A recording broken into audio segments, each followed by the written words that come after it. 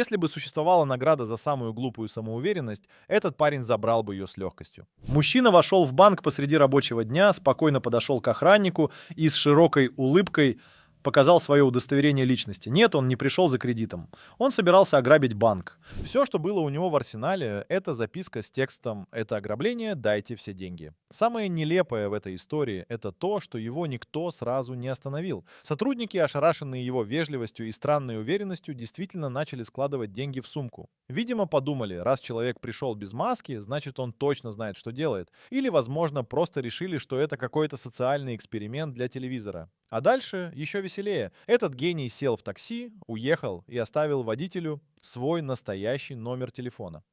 Полиция нашла его в течение часа, как только получила информацию из банка. Он даже не сопротивлялся, он просто пожал плечами и сказал: «Ну, я думал, все обойдется». Что ж, иногда уверенность — это хорошо. Но не когда ты грабишь банк, оставляя свои полные данные и лицо на всех камерах. А вот следующий случай покажет, что иногда достаточно просто попросить. Без маски, без записки и без оружия. И все получится.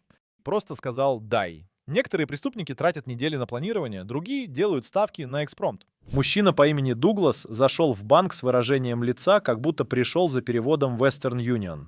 Он не держал в руках ни оружия, ни даже записки. Просто подошел к кассе и спокойно сказал: «Дайте мне все деньги». Не крича, не угрожая, даже не понизив голос. И вот что удивительно, кассир, немного замерев, действительно передала ему пачки наличности. Женщина потом призналась: «Он был таким спокойным, что я решила, либо он сумасшедший, либо знает, что делает». Дуглас вежливо поблагодарил, пожелал хорошего дня и вышел на улицу. Камеры, очевидно, все засняли. Полиция нашла его в кафе неподалеку, где он ел сэндвич и пил колу. Когда его спросили, зачем он это сделал, он сказал: «Просто хотел проверить, сработает ли». Ну, сработало же. Иногда преступление — это не план, а просто странная форма социального эксперимента. Но есть те, кто решает сначала заказать кофе, а потом совершить ограбление. Казалось бы, что может пойти не так. Кофе и наличка. Это случилось в одном уютном кафе в Вирджинии. Мужчина зашел, выбрал себе латте с овсяным молоком и сел у окна. Он подождал, пока сотрудники немного расслабятся и не будут на него смотреть. Затем подошел к кассе и протянул бумажку. В ней было написано: «Это ограбление. Положите все деньги в мой рюкзак. У меня оружие». Что интересно, он продолжал попивать кофе, пока кассир действительно начала доставать деньги из кассы. Люди вокруг ничего не замечали. Казалось, будто это часть странной ролевой игры. Все было бы почти незаметно, если бы не одно «но». Он оплатил кофе своей банковской картой. Когда полиция прибыла, они уже знали его имя, адрес и даже предпочитаемый тип молока. Его арестовали прямо у соседнего магазина, куда он зашел купить кекс. Он был удивлен, ведь думал, что все прошло гладко. А вот следующие грабители решили, что мопед — идеальный транспорт для бегства. И это стало их роковой ошибкой. Грабеж на мопеде. В Лондоне двое молодых ребят решили ограбить ювелирный. План был простой: вбежать, разбить витрины, схватить побольше золота и скрыться на мопеде. Да, мопеде. Транспорт, который даже подростки используют, чтобы не стоять в пробках. Казалось бы, что может пойти не так. Во-первых, мопед застрял в дверях, когда один из грабителей пытался его выкатить из магазина. Пока второй товарищ метался между полками, первый бился с дверным косяком. Потом, когда им все-таки удалось уехать, они выбрали путь через пешеходную улицу, где было полно туристов. В итоге их мопед замедлился, они попали в небольшую толпу. Один из прохожих, парень лет 20, просто толкнул одного из грабителей с сиденья. Второй тут же врезался в мусорный бак. Преступление закончилось аплодисментами толпы и приездом полиции через несколько минут. Но как тебе ограбление, в котором преступник оставил свое резюме после провала? Ограбление с резюме. В одном магазине техники парень попытался украсть дорогой смартфон, просто схватив его с витрины и бросившись к выходу. Его задержал охранник, и после короткой возни преступник убежал, но не с пустыми руками. Он оставил на стойке свое резюме, настоящее, с номером телефона, адресом и местом предыдущей работы. Оказалось, он действительно приходил устроиться на работу за день до ограбления. Его не взяли, и он решил, что возьмет, так сказать, компенсацию. Полиция пришла к нему домой в тот же вечер. Парень не стал отпираться, он только пожал плечами. «Ну, я все равно хотел тут работать. Просто немножко по-другому». Вот такой подход к трудоустройству. А иногда, чтобы быть незаметным, люди надевают костюмы, например, костюм ниндзя. Только это не делает тебя невидимым. Ниндзя в супермаркете. Казалось бы, маскировка — важная часть любого преступления. Но что, если ты переусердствуешь? Один парень решил ограбить супермаркет, нарядившись в костюм ниндзя. Полностью в черном, с повязкой на лице и, конечно же, пластиковым мечом за спиной. Он появился внезапно, как ему казалось, из тени, и начал угрожать кассиру столовой ложкой, выкрашенной в черный цвет. Сотрудники подумали, что это какой-то пранк, и начали снимать его на телефоны, но парень всерьез требовал выдать наличные. Все закончилось тем, что охранник, не выдержав, просто подошел и снял с него повязку. Ниндзя растерялся, начал пятиться и врезался в стенд с чипсами. Его задержали на месте, а при допросе он признался, что был вдохновлен фильмами о самураях. Костюм, к слову, он шил сам. 3 дня. Ради одного провального выступления. Но даже эта нелепость бледнеет на фоне грабежа, который начался под водой.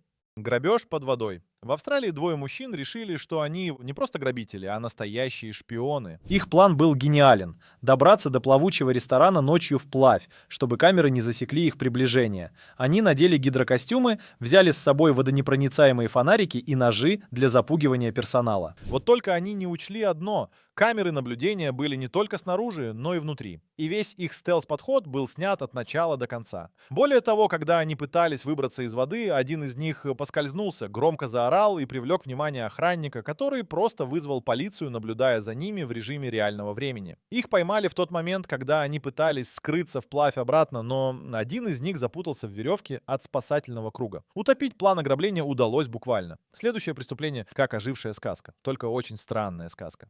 Вор в костюме единорога.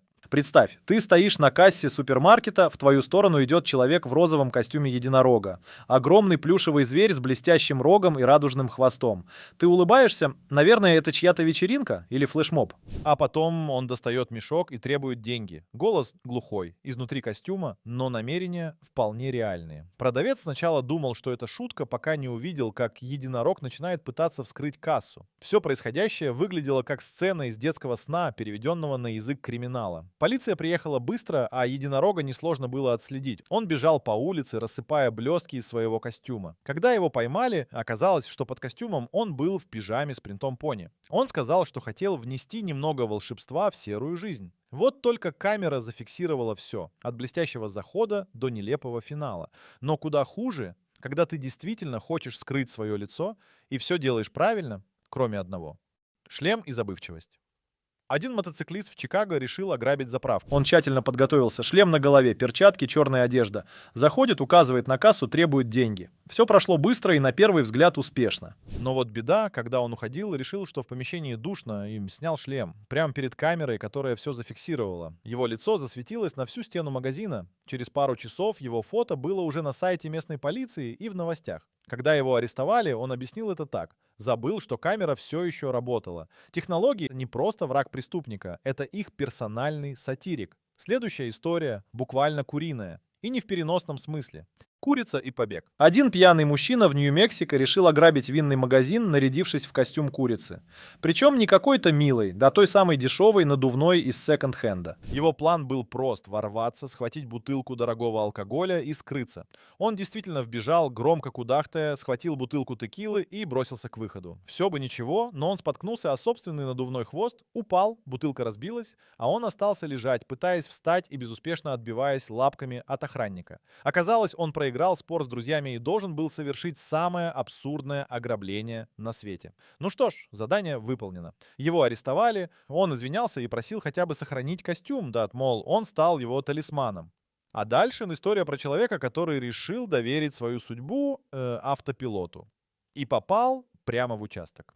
На автопилоте. Молодой человек, вдохновленный фильмами про хакеров и высокие технологии, решил угнать Тесла. Он знал, что эти машины оснащены автопилотом, и ему казалось, что можно просто уехать в закат, пока машина сама сделает все за него. Он вскрыл автомобиль, активировал автопилот и, как он позже признался, сел отдыхать. Проблема была в том, что Tesla моментально отправила сигнал на сервер о несанкционированном доступе, и автопилот, следуя настройкам владельца, направил машину не куда-нибудь, а в ближайший полицейский участок. Когда вор понял, что машина движется по странному маршруту, было уже поздно. Он попытался вылезти на ходу, но двери заблокировались. Полицейские встретили его у крыльца с удивлением. Вы первый, кто решил доставить себя сам.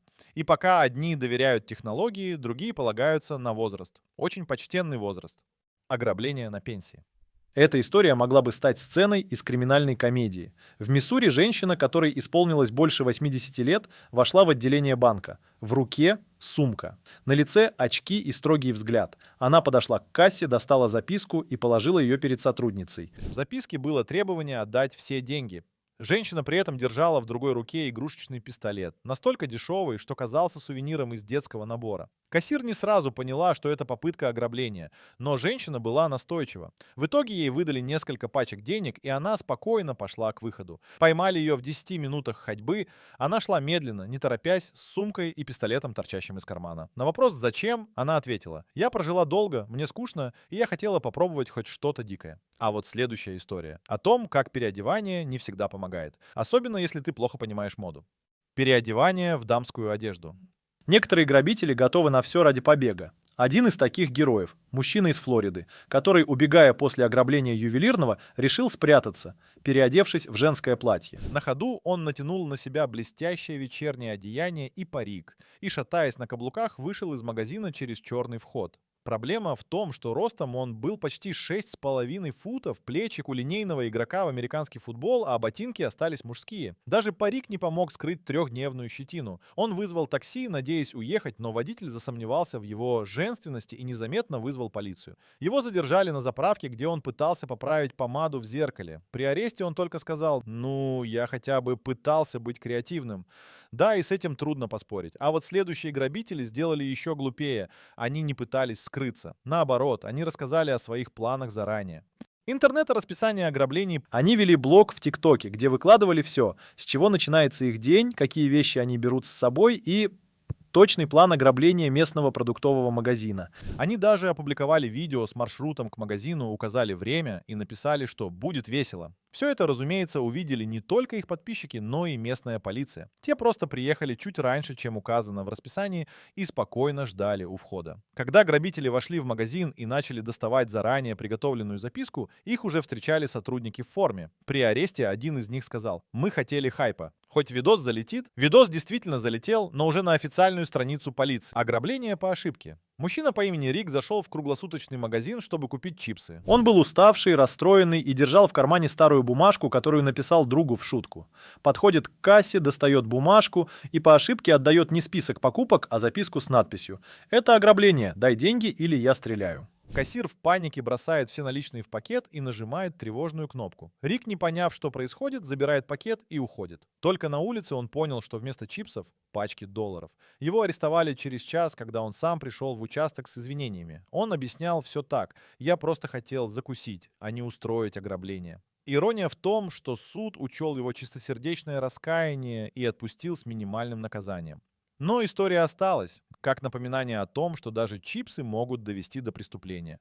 А дальше слишком честный вор из Огайо после ограбления банка испытал муки совести. Он зашел в отделение, передал кассиру записку, получил деньги и ушел. Все прошло без шума, никто не пострадал. Но уже через несколько часов он опубликовал пост на своей странице в Фейсбуке: «Извините всех, я был не в себе, завтра верну все, простите».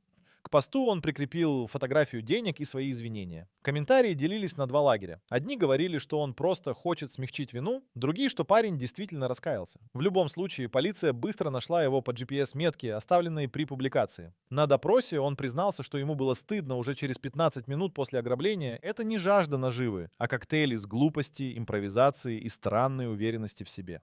От костюмов до записок, от селфи до зум — все это показывает, что глупость порой бывает даже страшнее злого умысла. Главное, никогда не недооценивай человеческую способность к нелепости.